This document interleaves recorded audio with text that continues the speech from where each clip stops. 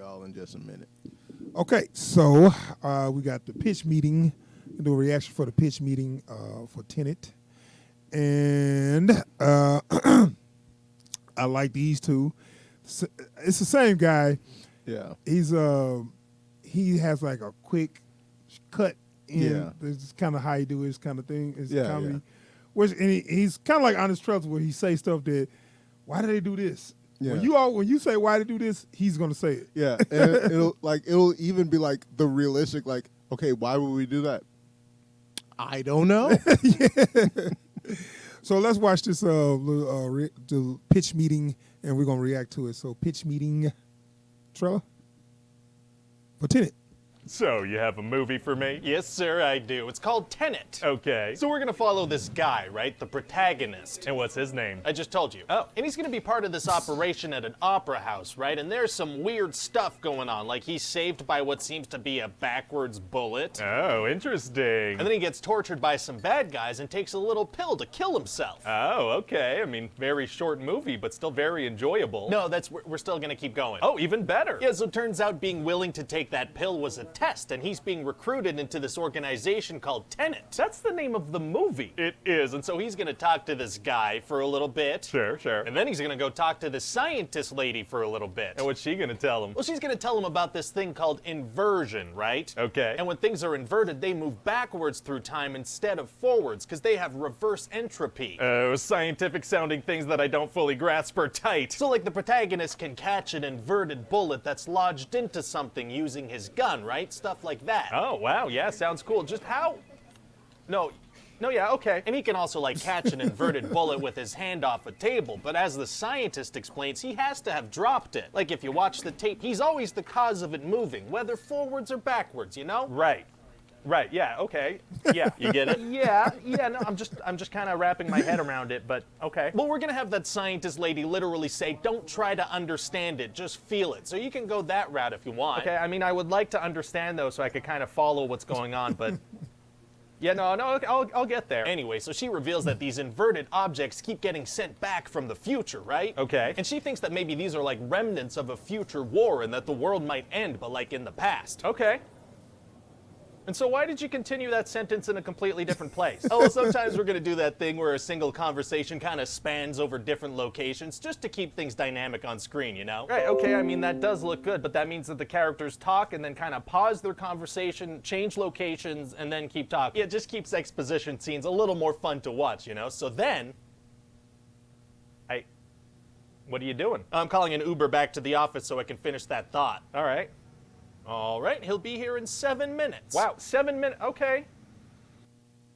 The Hyundai Tucson. Oh, really? Brand with more 2020 IIHS Top Safety Awards than Honda, You got Toyota, or me. Nissan. Y'all got me. Now lease the 2021 Because I did not see that. So then the protagonist has to go talk to this other guy, Neil. Oh, he's gonna go talk to somebody else now, okay. Yeah, and after that, he's got to go talk to this other guy. Okay, a lot of going from person to person and talking so far. Yeah, but here's the thing. This time it turns out it wasn't actually a guy he was supposed to go see. Turns out it was this lady. Oh, okay, well, yeah, no, that is a pretty good twist, I guess. Right. Okay, so he's finally with the lady he needs to be talking to. He is, yeah, and she's an arms dealer. Amazing, okay, so what does he find out from her? Oh, you're gonna like this. He finds out he's gonna have to go talk to another guy. Okay. And this guy, he tells him all about having to go talk to another guy. Oh my God. But to get to that guy, he's gonna have to talk to this lady first. What is going on? Oh, don't worry. Now this lady's one of the main characters, so we're on track now. Okay, thank God. So who is this lady? Well, her name is Kat, and she's married to this Russian oligarch named Sador, and she frickin' hates this guy. Oh, how come? He's actually controlling her because she sold him a counterfeit painting, so now he's like, well, you can't see our son. Very rude. Yeah, extremely. Okay, so now I know a little bit about this cat lady. Tell me more about this protagonist guy. What's his backstory? Tell me about him. No. Well, what's his character arc? Pass. Okay, what's his emotional stake in the story? Well, he doesn't want the world to end. Right, understandable, but what, like emotionally? Well, he lives in the world, so, you know, he doesn't want it to end. Okay. He also seems really invested in this cat lady, like he really wants to protect her, seems to have some kind of bond with her. Oh, okay, well tell me more about that. No. Look, it's just that I really want the movie concept and the action scenes to have a ton of breathing room, so we're not really going to spend time on stuff like characters and stuff. Okay, I mean, it's gonna be a little tough for me to to care about the story if you don't give me anything in that department, though. But it's gonna look very cool. Oh, it's gonna be very cool. Okay, I didn't realize. Okay, never mind character then. Okay, so now for Kat to bring the protagonist to her evil husband, he's got to destroy this painting. Okay, and so what's the plan? Well, this thing's in this super protected vault, right? So the plan is, hold on, let me set the mood here.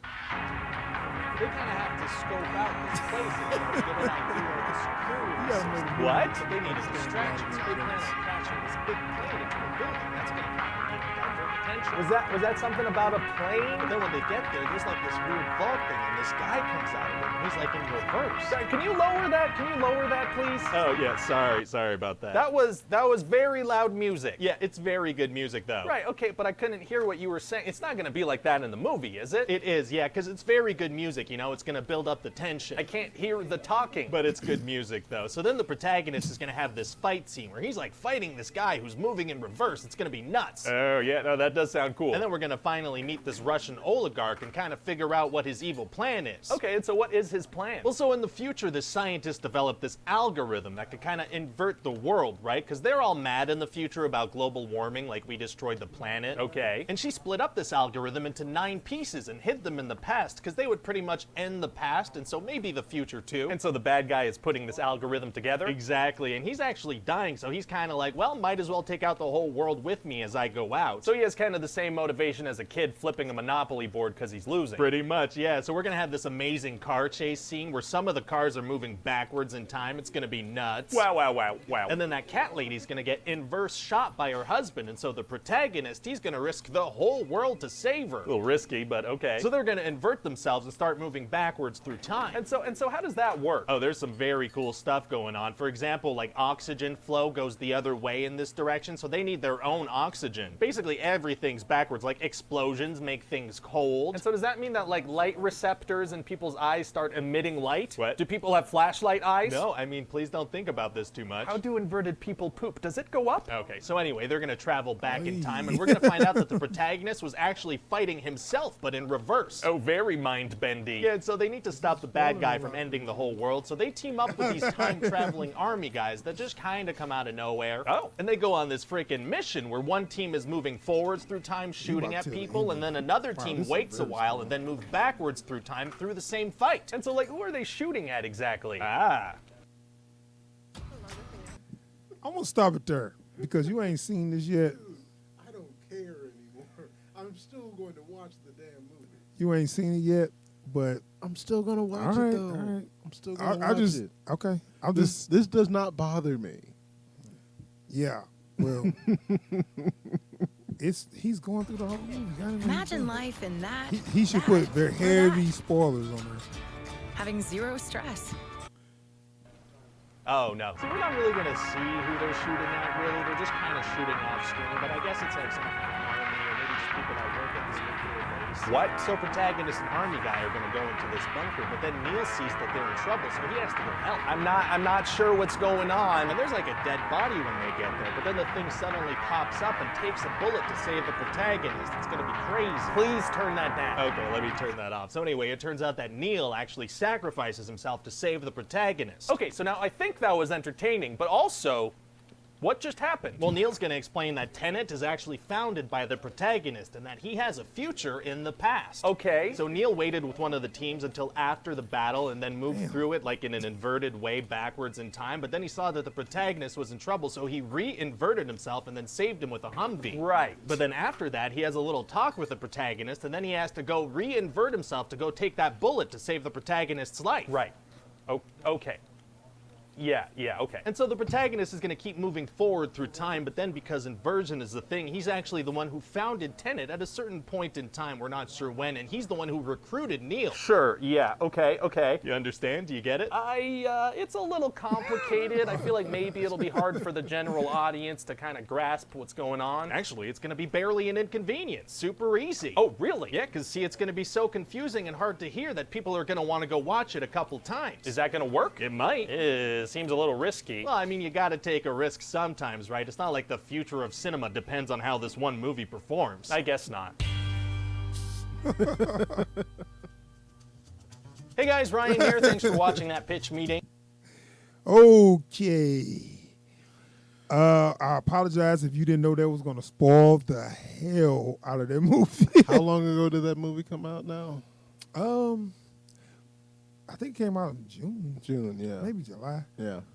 But That's that's not even the issue. I'm talking about for you. I'm just saying, have you seen it? I'm spoiler proof, dude. No, you ain't. Yes, 'Cause I am. That movie. I am 100%. No, but that's the kind of movie that it helps not knowing the stuff that he Whatever. told you. And Again, no, I'm saying it helped your experience when you watch that movie. dude, I won't remember. Okay, I'm telling you, I will all not right, remember. all right. Well, okay. That was cool. I just didn't think he was going to go through in detail that movie. You know, I thought he was Yeah. going to point out a few things and make a couple of jokes. No, he went through from start to finish. The pitch meetings are always spoilery. Okay. Always. Well, see, some movies it's straightforward that you like. Okay, this movie was meant to give you that, thought. You know what I'm saying? It meant to like shake it up, and then you'll be like, oh wait. Now everything makes sense because it's gonna be that movie. All the stuff happened during the movie that you didn't get, and then at the end, Also, now let's you not get pretend that his explanation of the movie wasn't so goddamn confusing that it's not worth internalizing. It. Okay. Hell, he gave his boss an aneurysm. Yeah. Damn near gave me an aneurysm. Okay, so that's our little reaction for the pitch meeting of Tenet. This movie might be mind-numbing. Like, listening to people talk about this movie is certainly mind-numbing. I know, but when you watch it, it is going to be very confusing. But this might have helped you when you go into it know what's going on, because it is set up to watch multiple times to actually get it. Because I swear I enjoyed myself, but I didn't quite get it. Then I kind of got it, and then when I started watching videos, I didn't know that. So Like you know me, I'm probably gonna come through acting like I understood everything. I know. Trust me, I know you. Well, Knowing you don't what was know. actually happening?